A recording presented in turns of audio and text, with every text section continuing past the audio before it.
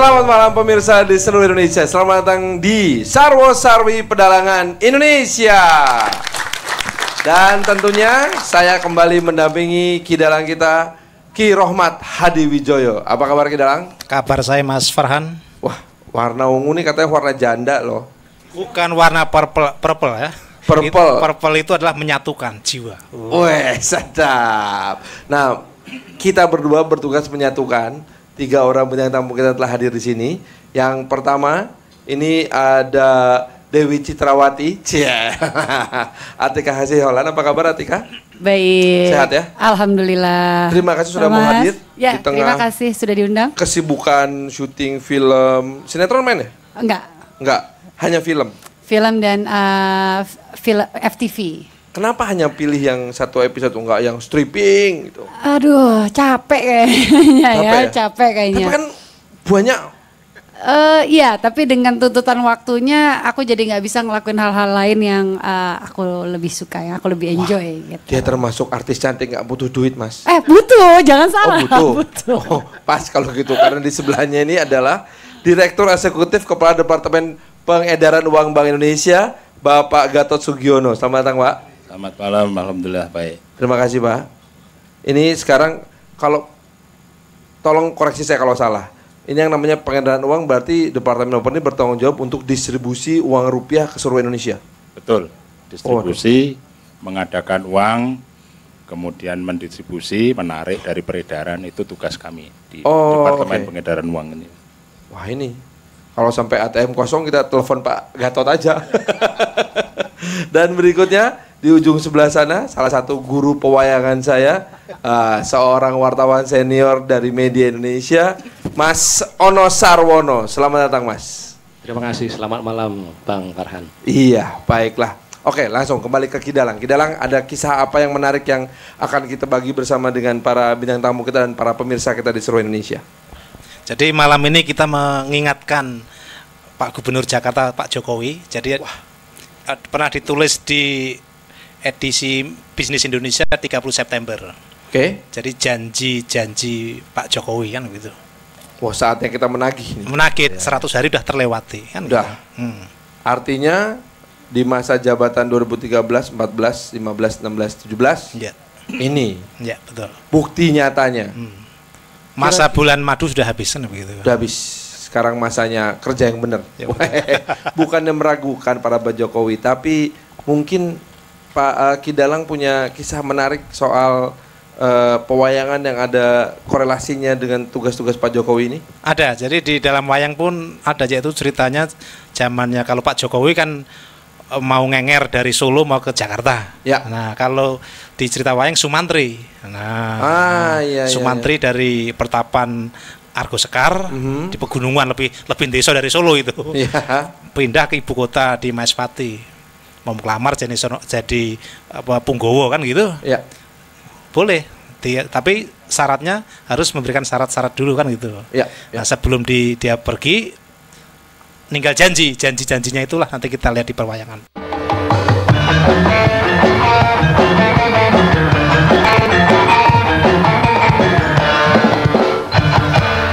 Pemirsa, terima kasih masih bersama kami di Sarwo Sarwi Pedalangan Indonesia. Baiklah, Kidalang, itu tadi cerita tentang Bambang Sumantri yang mengabdi ke Maespati ketemu dengan Arjuna Sosrobahu. Istilahnya gini, beliau menyebut Arjuna Sosrobahu ini sebagai kekasih hatinya. Kekasih hati untuk pengabdian tentunya ya. Nah, apa saja sebetulnya intisari yang bisa kita petik dari kisah tersebut? Jadi sebetulnya itu janjinya itu kalau si Sumantri sudah berhasil mengabdi kepada siapa? Si Arjuna Sosrobahu, dia akan mengajak adiknya si yang jelek rupa tadi, si Sukosarono kan gitu. Dia berjanji, "Dek, kalau nanti udah diterima jadi pegawai, jadi gubernur di Maespati, malah lebih gubernur jadi orang keduanya di Maespati kok." Tapi dia lupa dengan janjinya dia sendiri itu dan kepada Sukosarono yang telah membantu, dia bisa membantu waktu si Sumantri diminta memindahkan Taman Sriwedari. Kebetulan sama Sriwedari Solo kan ada juga. Memindahkan Sriwedari dari Magodo dari keadaan Magodo ke Kerajaan Maespati kan atas bantuan Sukosarono tadi. jadi sebagai simbol rakyat kecil kan begitu, yang Iya. jelek rupa apa gitu. Tapi begitu dia udah bisa pindah, di mana janjinya aku sekarang udah jadi orang nomor 2 nih di Maespati, aku ikut dong, ikut menikmati kenikmatan yang didapat dari fasilitas kan gitu. Nggak bisa, kan gitu. Nah, kan cidro janji itu kan Mencederai janjinya ya, sendiri. betul, janji sendiri. Akhirnya nanti matinya si Sumantri nanti dikutuk oleh apa itu perlawanan dari siapa dari si Sukrosono. Suko Sarono kan itu. Suko Sarono. Suko itu suka, Sarana itu membantu. Nah, Suko Sarono. Jadi nama aslinya Suko Sarono gitu. Nah, sama dengan Pak Jokowi waktu dia jadi menang jadi gubernur, kan amanah dari rakyat banyak itu kan, yang berikan sarana tadi. Iya. Suko Sarono tadi itu jangan dilupakan nanti kan gitu. Itu saja. Ini mungkin bukan kritik, tapi hanya sekedar mengingatkan kepada para pemimpin kita yang telah diberi amanat oleh rakyat. Namun sebelumnya saya langsung ke Mas Ono dulu. Mas Ono, bagaimana sebetulnya sosok seorang Bambang Sumantri ini? Dan apa yang bisa kita petik pelajaran dari perkembangan dari sosok Bambang Sumantri ini? Ya, terima kasih Mas Farhan. Dari pendapat saya Sumantri ini adalah seorang tokoh yang sangat cinta tanah air ya. Satu. Jadi dia itu seperti Ki Dalang tadi ceritakan, lahir dari desa, ya, putra Begawan Suwandakni sama Dewi Tarini. Dia kemudian bilang sama bapaknya ingin mengabdi kepada negara. Ya. Negaranya adalah Maespati. Dia berjuang dari bawah dan akhirnya mencapai puncak karier menjadi orang dua, istilahnya Pak Dalang tadi. Kalau sekarang mungkin Perdana Menteri lah gitu ya, patih ya. Dia pengabdiannya luar biasa dan suatu ketika juga dia diminta untuk melamar Dewi siapa Ki Dalang? Kasih Holan. Dewi Hasiolan. Dewi Citrawati. Dewi Citrawati. Dia sudah mengalahkan ribuan raja, berhasil. Tapi dia milik Ngedong Lali. Dia kepada rajanya, raja boleh ngambil Dewi Citrawati kalau bisa mengalahkan saya. Ini mungkin satu yang barangkali cacatnya Bambang Sumantri, tapi secara keseluruhan dia adalah seorang patriot ya.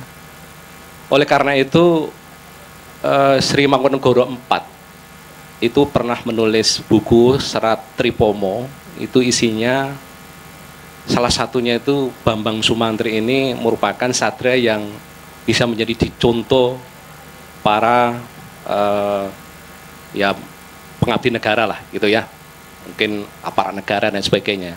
Jadi satu dari 3 satrio yang bisa dicontoh ya, 2 lain adalah Kumbokarno dan Karno. Begitu Mas Farhan. Ya, terima kasih. Memang 3 satria ini punya kontroversi sendiri-sendiri ya. Bambang Sumantri, Kumbakarna maupun Karna sendiri punya kontroversi sendiri dalam pengabdian yang tidak ada hentinya ini kepada negaranya. Saya ingin membandingkan yang mungkin bisa belajar dari Pak Gatot Sugiono. Bapak kan mungkin asumsi saya nih, saya belum nanya benar nih Pak. Dari sejak awal sudah menjadi pengabdi negara, menjadi pegawai negara di Bank Indonesia. Bagaimana rasanya Pak ketika mengetahui dan apa passion apa yang ada dalam diri Bapak ini ketika mencurahkan segala kemampuan untuk negara ini? Ya baik, terima kasih Pak Farhan. Saya kebetulan kan bekerja di Bank Indonesia ini, ya. Saya merupakan lembaga negara yang bergerak sebagai otoritas moneter. Ya. Sekarang masih ada otoritas pengawasan bank dan seterusnya, sistem pembayaran. Nah ini penting sekali karena kalau saya refleksikan dengan cerita Sumantri ini, DKI Jakarta ini ibarat negara Maespati, negara yang besar, makmur. Bayangkan Jakarta itu mempunyai produk domestik regional bruto itu 280,8 triliun. Wow. Duitnya yang ada di Jakarta 288,3 triliun. Ish. Di Jakarta saja. Itu nolnya berapa ya? Nah, pertumbuhan ekonomi cukup bagus. dari antara 6,4% per tahun pertumbuhan ekonomi. Sama dengan rata-rata nasional berarti? Iya, ya itu. Jadi merupakan tolak ukur bagi kondisi ekonomi nasional. Ya. Jakarta ini sudah luar biasa lah. Nah, kemudian terkait dengan kisahnya Pak Jokowi dan Pak Basuki yang baru saja terpilih menjadi gubernur dan wakil gubernur DKI, yang direfleksikan sebagai suatu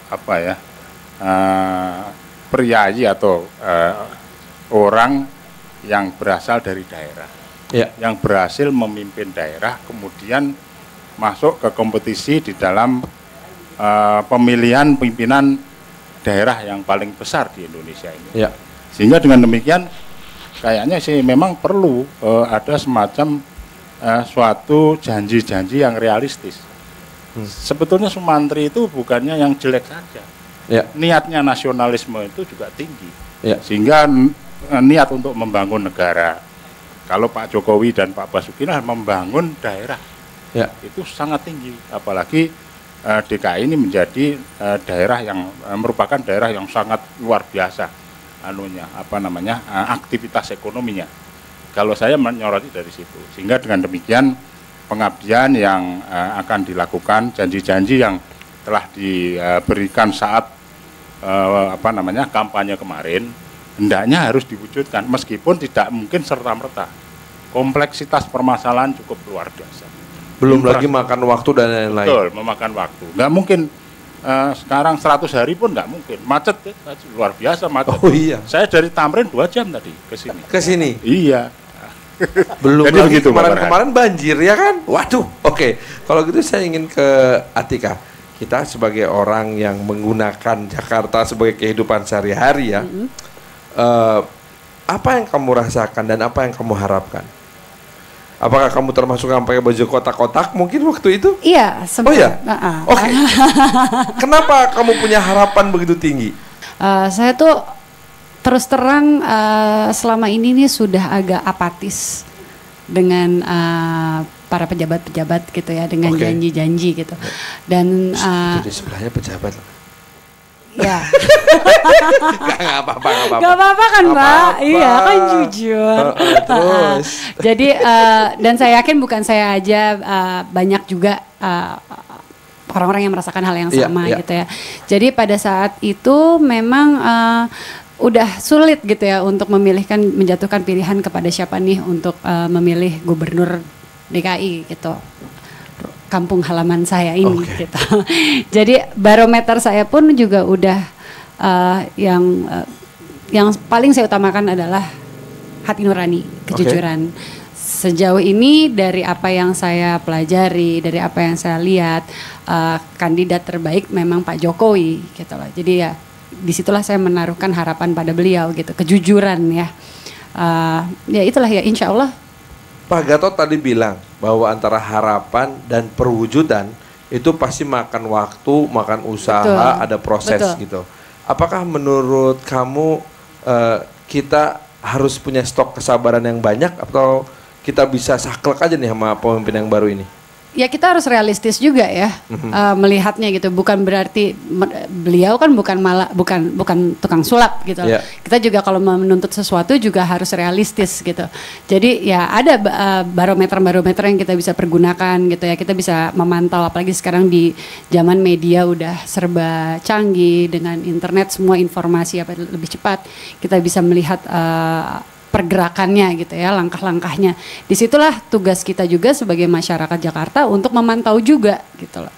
Jangan dibiarkan sendiri aja. Jangan dibiarkan sendiri aja. Maksudnya kita menaruh harapan tapi bukan berarti dia di atas segala-galanya. Kita juga wajib untuk memantaunya gitu. Oke. Mas Ono, saya ingin kembali ke sosok patriot bernama Bambang Sumantri ini. Menarik tadi ketika dikatakan bahwa satu di antara 3 satria yang patut dicontoh oleh pengabdi negara ini adalah Bambang Sumantri. Padahal sebetulnya nggak ada sosok yang sempurna.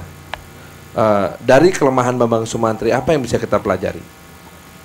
Jadi milik gendong lali tadi. Jadi kalau sudah sukses, sudah di atas, itu harus kembali ke tujuan semula saya niatnya jadi pemimpin itu apa. Ya, awalnya apa. Nah ini poin terpenting yang saya garis bawahi dari Pak Jokowi saya kira. Pak Jokowi selalu mengatakan menjadi pemimpin itu niatnya dulu apa gitu lah. Dan saya juga ini fenomena menurut saya Pak Jokowi itu tidak ada pemimpin yang menarik secara jurnalistik juga menarik, bahkan masyarakat juga coba Anda bayangkan wartawan tidak pernah diundang tapi wartawan nguber terus kemana-mana gitu. Karena memang layak konsumsi publik ya. Bahkan sekarang wartawan kalau ke Balai Kota DKI mesti ngisi buku tamu ya. Dulu sih enggak ya. Iya. Dan saya memahami dari sisi budaya, Pak Jokowi ini betul-betul melaksanakan akar budaya Jawa ya. Dalam konteks dunia wayang ada namanya Astobroto. Astobroto. Ya, mungkin tidak semuanya, tapi ada hal-hal yang bisa dilihat betapa dia setiap hari berada di tengah-tengah rakyat dan ingin dia merekam apa yang diinginkan rakyat dan dia ingin bersama dengan rakyat, ya toh? Ya. Berbeda dengan mungkin dengan pemimpin lain yang barangkali hanya untuk bergaya, kan mencari citra, membangun citra. Jokowi tidak membangun citra menurut saya. Oke. Jadi dia memang lahir besar dengan budaya Jawa dan itulah yang diterapkan sebagai seorang pemimpin gitu. Tapi gini, saya mungkin ingin menempatkan diri kita semuanya dalam posisi yang lebih kritis ya, Ki Dalang, bahwa kadang-kadang pemimpin itu, pemimpin bangsa, pemimpin daerah, itu punya dua pilihan yang sulit, antara menjadi birokrat dan dekat dengan tim atau anak buahnya yang sesama birokrat dengan gayanya sendiri, atau menjadi dekat dengan rakyat yang kadang-kadang anti birokrasi, anti istilahnya pita merah birokrasi itu loh. Nah, coba nanti sesaat lagi setelah jeda berikut ini kita akan membahas tentang bagaimana sebetulnya positioning seorang pemimpin seperti seorang Jokowi ini bisa menempatkan diri tetap dekat sama rakyat, tapi tidak kemudian kehilangan dukungan dari staf-stafnya. Karena kita tahu banyak pemimpin yang gagal, dukungan rakyatnya kuat lah, staf yang nggak dukung bubar juga gitu kan. Nah, bukan ngerasani tapi loh memperbincangkan tentang gubernur DKI yang lagi populer ini, Pak Jokowi. Ki Dalang. Ya. Mungkin nanti saya akan nyambung langsung ke Pak Gatot juga tentang pemimpin yang tidak hanya didukung oleh rakyatnya, tapi juga oleh inner circle-nya. Nah, bagaimana bisa membangun itu semua? Karena tidak mudah loh. Jadi pemimpin yang bisa sukses, bisa diterima rakyat maupun stafnya tadi ya, dan birokrasi, itu kalau dia punya inovasi untuk memimpin itu sendiri. Inovasi dalam kepemimpinan. Yes, itu. Karena ini ada buku bagus itu di The Economy of the Cities. Economy of the Cities. Iya, itu pengarangnya itu cewek seperti Mbak Atika juga, itu masih tinggi gitu, Jane Yacob itu. Dia menyebutkan kalau bisa merubah apa itu suatu permasalahan dengan inovasi yang dia milikin, itu akan mempermudah menyelesaikan masalah kota itu sendiri. Nah, di Jakarta itu ada 4 permasalahan itu. Nah, kalau Pak Jokowi bisa merubah 4 permasalahan ini menjadi suatu potensi, nah itu akan secara tidak langsung birokrasi jalan, rakyat mendukung karena program yang saya sampaikan tadi. 4 itu apa aja? 4 itu adalah 1, urbanisasi. Urbanisasi jangan dilihat sebagai permasalahan dari pindahannya dari Kawulo ke kota, dianggap sebagai mesin pertumbuhannya Pak Gatot tadi. Ya.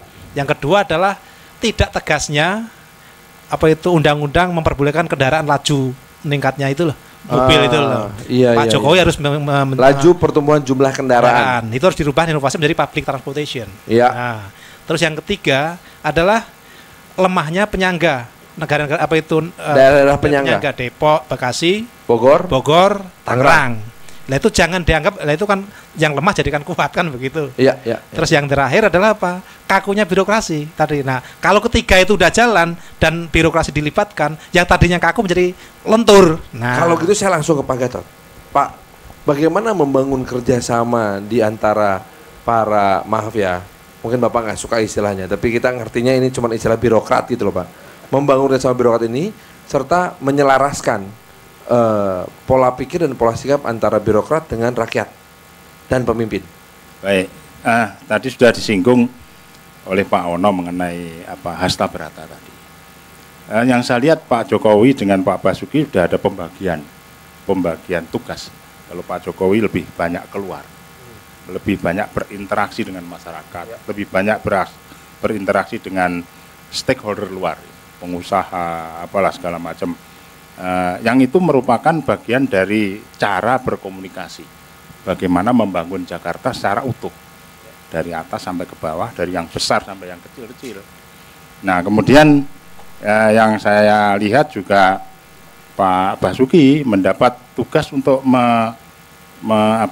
mengelola di dalam, di internal kepemerintahan sendiri, ketataprajaraan, kepegawaian, kemudian mekanisme kerja, sistem birokrasi, anggaran, dan seterusnya. Nah, ini menurut saya suatu kombinasi yang baik, karena dengan Pak Jokowi melihat langsung keluar, berarti tahu persis permasalahan. Dia tidak hanya menerima laporan, itu bagian dari hasta berata. Ya, jadi dia tidak hanya menerima laporan, tapi dia cek langsung ke lapangan. Betul. Contohnya, sampah ada di sungai. Loh, ya mesti banjir dong sampahnya kayak gini. Kenapa nggak dibersihkan? Anggaran ada, dan Pak Jokowi sudah lakukan. Itu gebrakan pertama. Jadi itu gebrakan pertamanya membersihkan sungai. Betul. Itu kalau nggak turun nggak mungkin, gitu. Nah, kemudian Pak Basuki juga secara internal juga sudah membenahi birokrasi ini. Beliau malah menantang, dipotong 25% anggaran sama hasilnya, kualitasnya. Ya. Berarti itu menunjukkan bahwa ada pemangkasan proses birokrasi secara manajemen yang bisa melakukan efisiensi anggaran. Ya. Nah, ini kan harus dilakukan oleh semua jajaran pemerintahan secara konsisten dari bawah sampai atas. Ya, oke. Kalau gitu saya pengen ke Atika.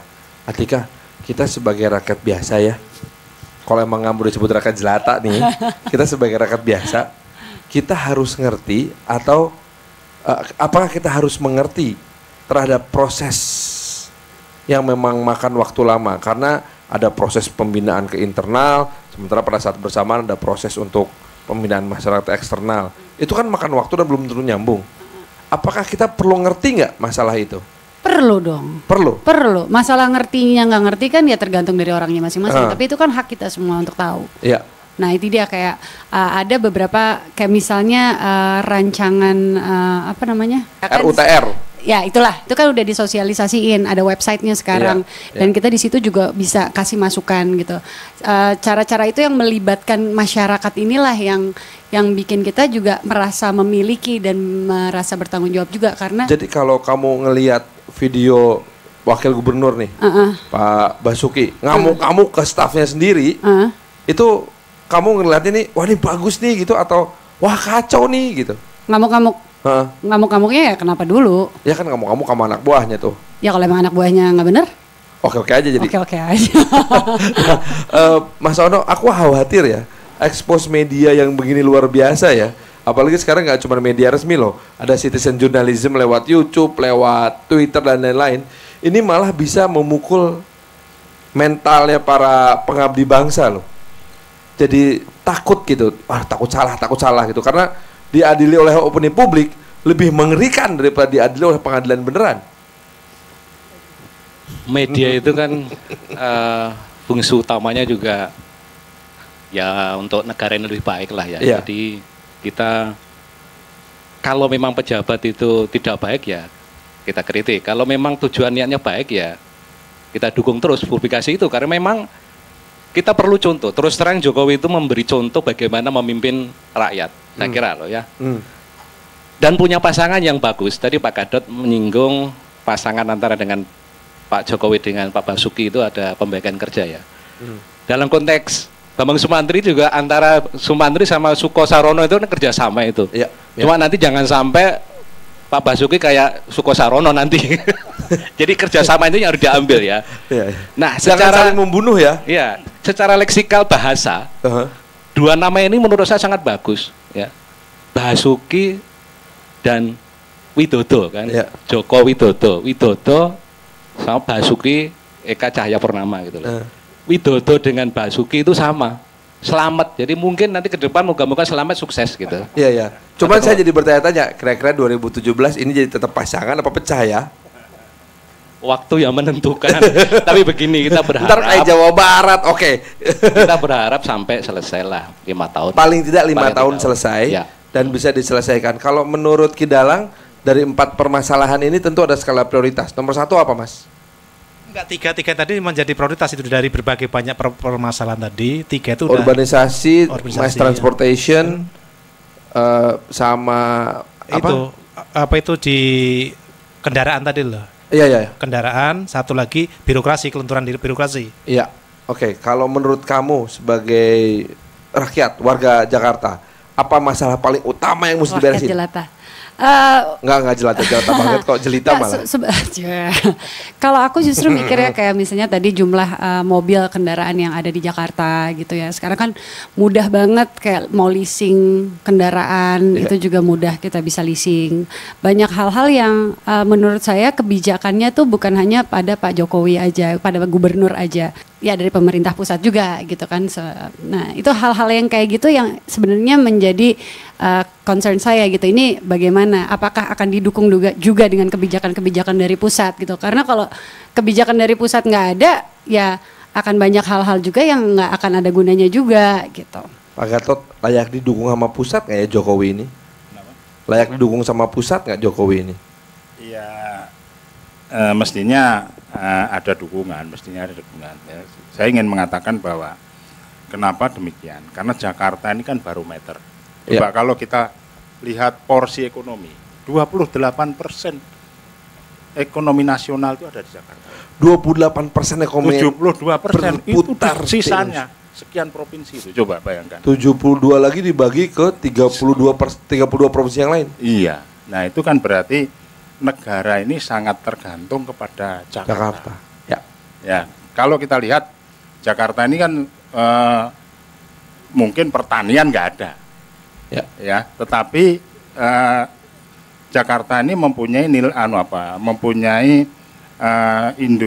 struktur industri strategis, pengolahan, perdagangan, jasa, itu semua numpuk di sini. Pertaniannya nggak ada, tapi yang punya lahan pertanian di Jakarta semua. Ya. Nah, satu hal lagi yang perlu barangkali diperhatikan oleh Pak Jokowi dan Pak Basuki. Jakarta ini kan ada di tengah-tengah konstelasi hinterland. Iya. Daerah penyangga, yaitu Jawa Barat, Bogor, Tangerang, Bekasi, dan Depok. Ya. Nah itu harus selaras karena penduduk Jakarta itu kalau siang kan bertambah. Iya. 2 kali lipat. 10 juta kalau siang. Tapi kalau malam pada balik ke Tangerang, ke Bekasi, sehingga tinggal 8 juta yang tidur di Jakarta. Tetapi 10 juta inilah kalau siang itu mencari nafkah yang menggerakkan ekonomi. Sehingga dengan demikian koordinasi dengan pemerintah kabupaten atau kota yang ada di hinterland tadi itu sangat vital untuk dilakukan. Jadi dukungan harus ada dari pemerintah pusat dan juga penyangga. Pemerintah daerah masing-masing penyangga ini ya. Betul. Nah, orang Banten sama orang Jawa Barat juga punya kepentingan berarti. Mas Ono, ini pertanyaan terakhir saya nih Mas Ono. Kalau dilihat dari Bambang Sumantri, salah nggak kalau saya bilang bahwa Bambang Sumantri adalah seorang patriot yang mengharapkan tanda kutip imbalan? Dan apakah wajar seorang patriot mengharapkan imbalan apapun itu bentuknya? Saya kira imbalan dalam tanda kutip perlu lah ya. Jadi seorang pahlawan, orang disebut pahlawan ini juga imbalan kan. Ya. Artinya imbalan itu adalah sebuah pengakuan. Ya. Jadi Sumantri butuh pengakuan sebagai seorang patriot saya kira. Dan kira-kira pengakuan seperti apa yang layak didapatkan oleh Pak Jokowi dan Pak Basuki apabila mereka berdua berhasil menyelesaikan 4 masalah penting tadi itu? Setidaknya dalam sejarah akan mencatat beliau itu sebagai pendobrak dengan gayanya masing-masing kan itu kan ya. Iya. Yang dari bisa menyelesaikan 4 permasalahan tadi, yaitu merubah sebuah permasalahan menjadi inovasi. Nah, memang seorang pemimpin itu harus manunggal dengan kawula, manunggaling Gusti kelawan kawula. Itu ibarat seperti keris saya ini loh. Jadi keris ini kalau dibuka ini harus manunggal nih. Ini misalnya Pak Jokowinya ini, ini si rangkonnya itu si tempatnya ini si siapa itu si Pak Basuki. Iya. Nah kan gitu. Atau ini sebagai pemimpin juga. Iya. Rongkonya tutupnya itu sebagai kawulone. Jadi kawulo rakyat dengan pemimpin itu harus menyatu seperti ini. Nah, itulah akan membuat keseimbangan sebuah apa itu kepemimpinan. Sebenarnya keris itu sudah berperlambang menjadi keseimbangan antara master dan kawulo kan gitu. Yes. Coba tahan lagi ke atas, Ki Dalang. Yang bikin saya kagum nggak cuma pemaparannya. Saya nggak nyangka Ki Dalang baju dan kerisnya ternyata bling-bling juga ya. Kayak rapper kayaknya nih. Ini model dari glamor nih, dari fake magazine kan gitu. Oh iya. Dari Vogue Fashion Magazine. Mbak Atika yang ngomong itu yang modalnya. Baiklah kalau begitu. Saya kira satu hal yang harus kita garis bawahi adalah bahwa ketika pemimpin punya komitmen, maka kita sebagai rakyat punya hak untuk menuntut perwujudan komitmen tersebut. Nah, bagaimanakah sebetulnya kisah dari Bambang Sumantri ini mengabdi di Maespati? Kita ikuti sekarang di Sarwo Sarwi Pedalangan Indonesia bersama dengan Ki Dalang Rohmat Hadiwijoyo.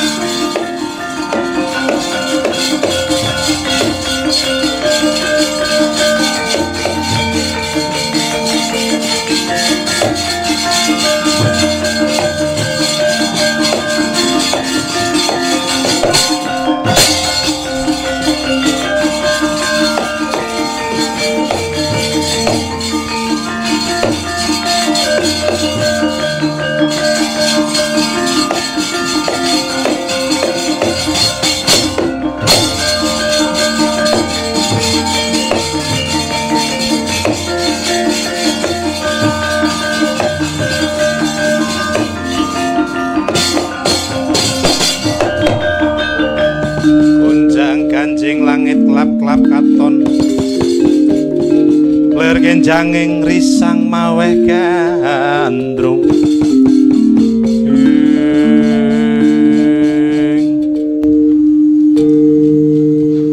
yo kaya ngene iki rekasane wong enger golek kamukten tak rewangi pindah saka kraton Solo tumeka ing Jakarta kene lakon boyong Dewi Citrawati nalika semono tak teter Prabu Harjuna Sosrobau nampa tetusan nganti aku kudu dijaluk mindhahake Taman Sriwedari saka Solo pindah ana ing Jakarta saka kraton Magoda tumekan ning Maespati jagat lelakon ngono adile ya mung dilakoni apa nggonku kladuk teksura nalika semana kelan Prabu Harjuna Sosrobau kang dalari kang kaya mangkene yen ora kelakon Bambang Sumantri mindhahake Taman Sriwedari saka Magoda tumeka ing Praja Maespati kaya ngapa wiranging jagat apa ya kelakon iso nggonku mindah Taman Sriwedari Iso Kakang.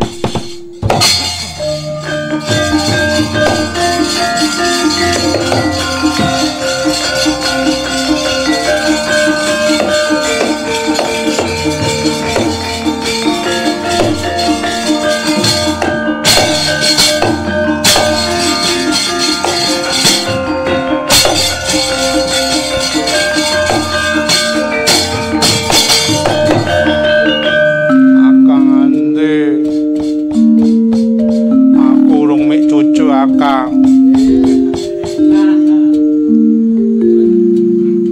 adikku di sing bagus dhewe kang tansah pun Kakang tresnani suka sarana saka ngendi Akang nganti aja nekake aku Akang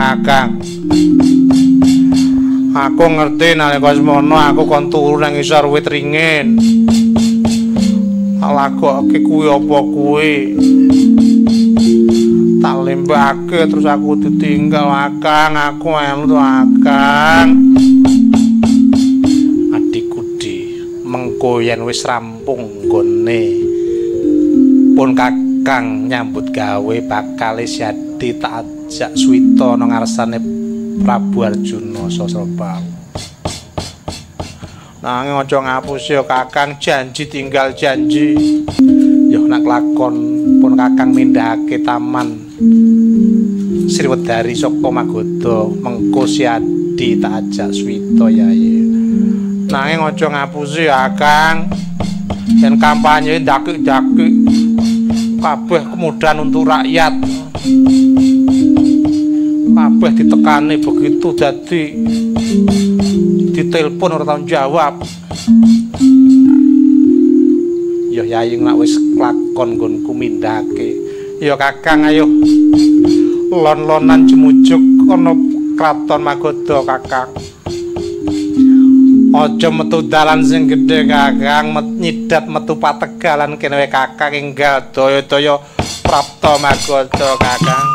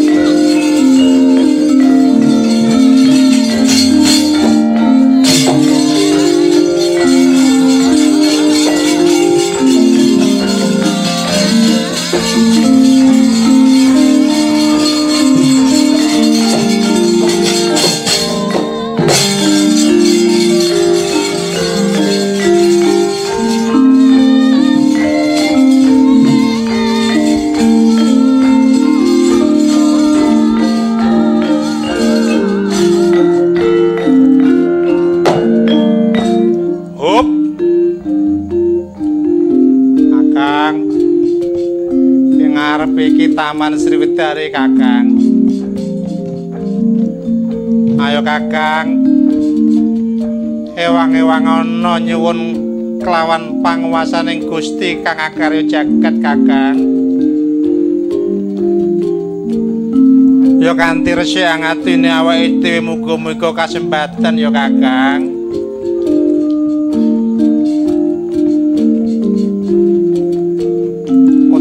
Kacarita nalika semanten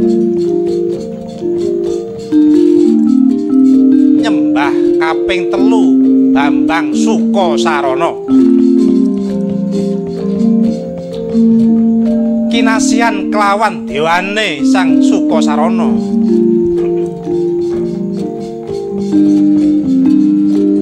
jedol kang Taman Sriwedari tanono kang potol dedaune jedol kaya dene jedol tanduran kagiat kang sami mirsani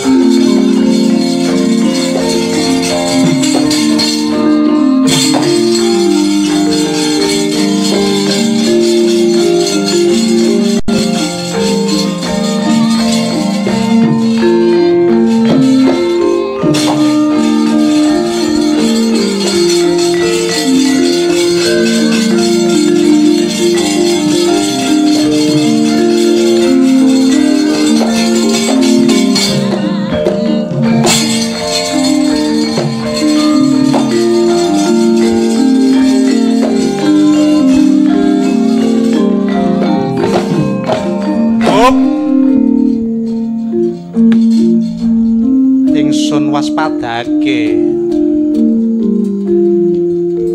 iki kaya praptane Bambang Sumantri. Sumantri, piye pekabarane nggon kita? Ingsun utus pindhake Taman Sriwedari saka Magoda oleh negara Maespati. Sumantri, iki sinuwun pikantuk puja pangestu paduka sampun lulus rarja anggen kula mindhaken Taman Sriwedari saking negari Magoda pindah dhumateng negari Maespati. Yen mengkono Sumantri aja kesuwen. Yai Citrawati, kula sinuwun. Ayo. Siadi pun kakang wenangake haniti priksa. Jroning Taman Sriwedari apa ana kang kuciwane? Yen ana kang kuciwa ora enggal matur kan panjenengan ingsun. Inggih sinuwun.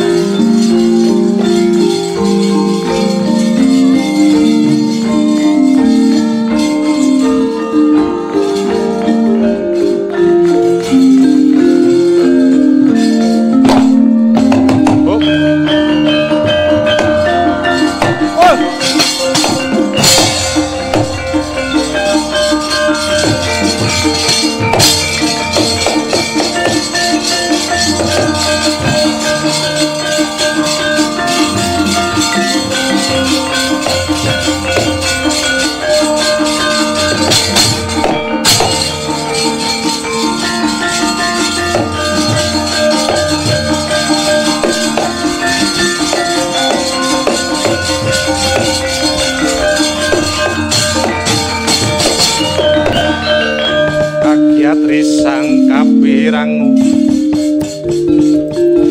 rinangkul kinempit kempih doh Sang Bambang Sukosarana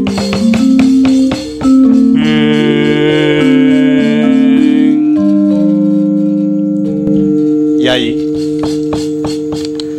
sakawit pun kakang wis matur siadi aja melu pun kakang rikalenggan iki mau nalika Gusti Putri Citrawati niti priksa Taman Sirudari jerit-jerit kaget dupi weruh wujudmu kang kaya mengkono Yai Sukosarana Akang janjimu mau kowe aku entuk melu aku nek ora aku kowe ora bakal iso mindhake taman moko saiki aku tok sia-sia to Kakang biyen wis janji koalisine wong loro mosok koalisi pilkada mati tengah dalan yep Yai gandeng pun Kakang uga wis janji siadi ora tak pateni saiki ya mengko yen to wis koalisi awake dhewe taun 2017 yen kowe iso megangi janji Yai ayo Kakang lon-lonan Kakang